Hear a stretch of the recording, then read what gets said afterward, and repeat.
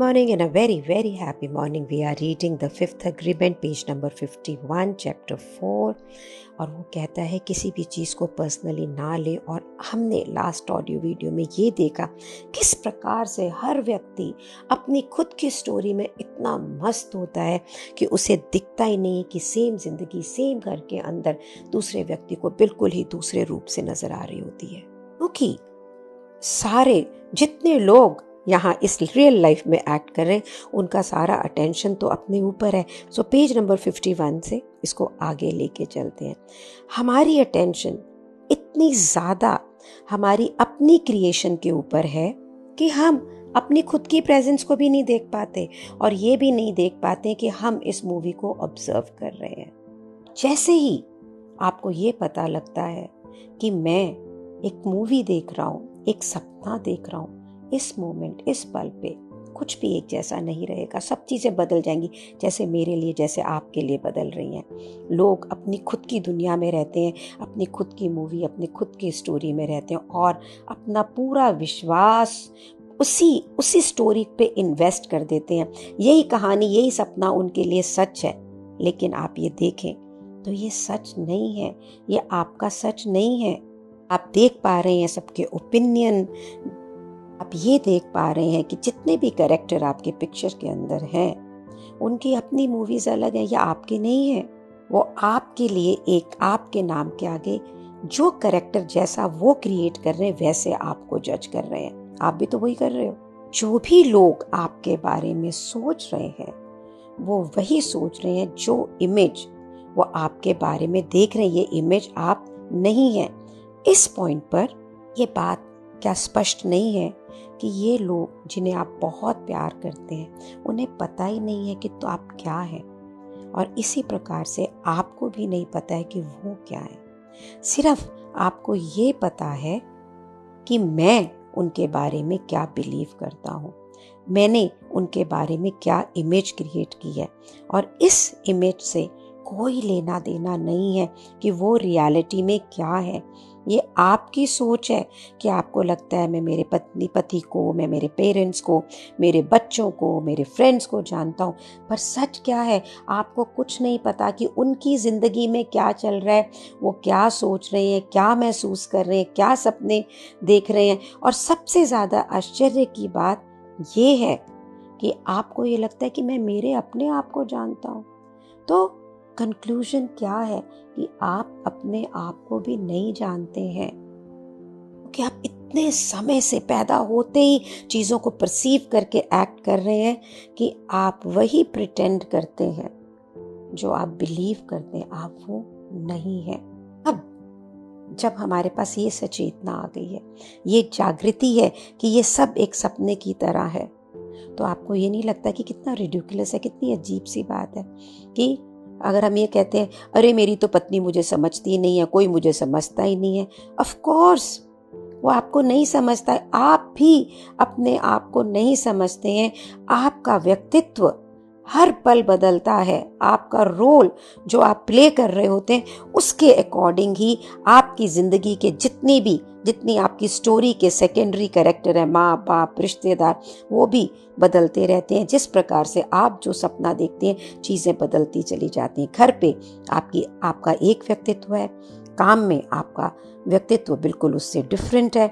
आप अगर लड़की दोस्तों के साथ होते हैं तो बिल्कुल डिफरेंट होते हैं, अपने मेल फ्रेंड्स के साथ होते हैं तो बिल्कुल डिफरेंट होते हैं। आपकी पूरी जिंदगी किस पे बनी हुई है?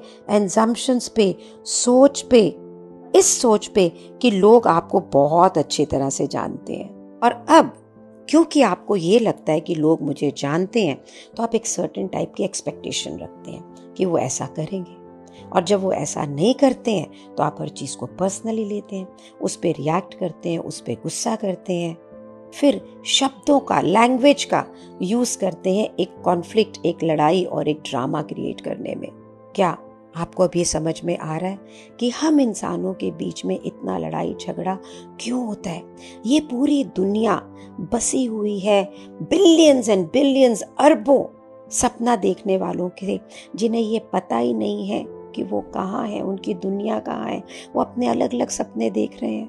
कहाँ से वो सपना देख रहे हैं? एक पॉइंट ऑफ व्यू से, of main character. Main character आप खुद उसी पॉइंट ऑफ व्यू से सारी दुनिया को देख रहे हैं, वही उसी पॉइंट ऑफ व्यू से सारी चीजें हैं आपके लिए। फिर आपकी जिंदगी के अंदर जब कोई सेकेंडरी कैरेक्टर आता है जिससे आप एग्री नहीं करते हैं, जिससे उसका अपना पॉइंट ऑफ व्यू होता है, तो आप गुस्सा होते हैं, या उस कैरेक्टर से जब आप एग्री नहीं करते हैं तो वो गुस्सा करते हैं, वो अपनी पोजीशन को डिफेंड करते हैं कि मैं हूं। वो चाहते हैं कि उनकी जिंदगी का जो सेकेंडरी कैरेक्टर है, जो कि आप हो सकता है, वो वैसे रहे जैसे मैं हूं, और फिर वो वैसे नहीं होते तो वो उसको हर्ट करते हैं। वो भी हर चीज को पर्सनली लेते हैं। जिस समय आपको ये सच्चाई समझ में आएगी तो आप ये भी अंडरस्टैंड कर सकेंगे कि इसका सॉल्यूशन क्या है। बहुत ही सिंपल, बहुत ही लॉजिकल।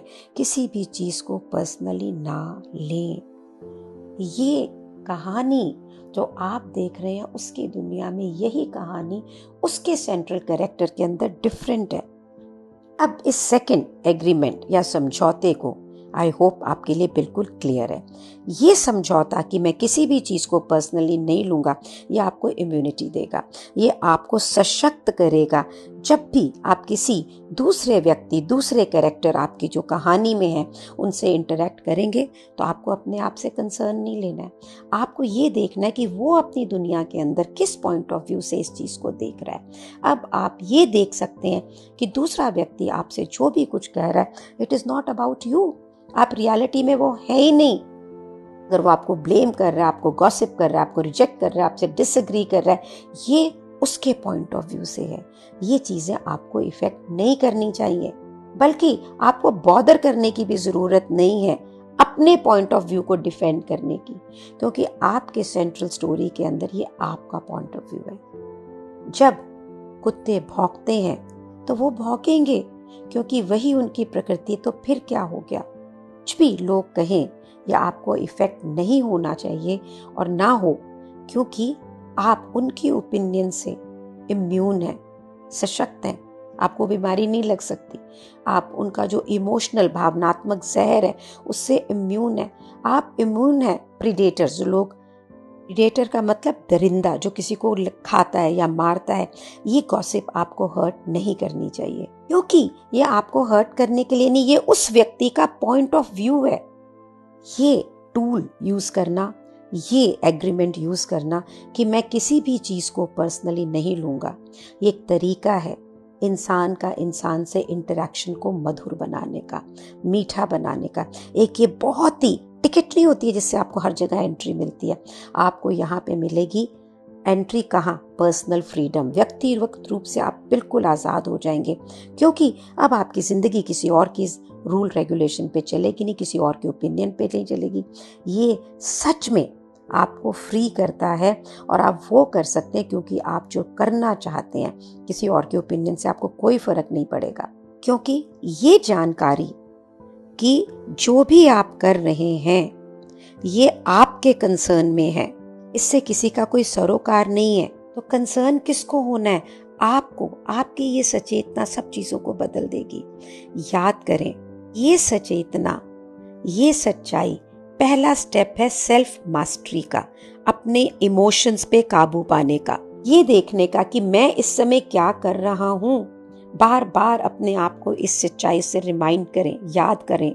अब जब आप इसे समझते हैं, अब जब आप इसके प्रति सचेत हैं, जागृत हैं, और अब आप ले कैसे सकते हैं किसी भी चीज को पर्सनली, उसने मुझे ये बोला, उसने मुझे ये कहा, उसने ये कर दिया।